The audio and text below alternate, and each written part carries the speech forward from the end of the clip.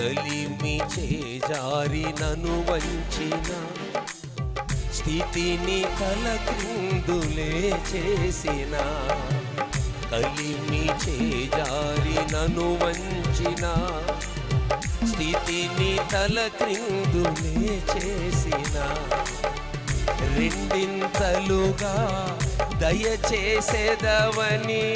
రెండింతలుగా దయచేసేదవని నాకు తెలుసునయ్యా.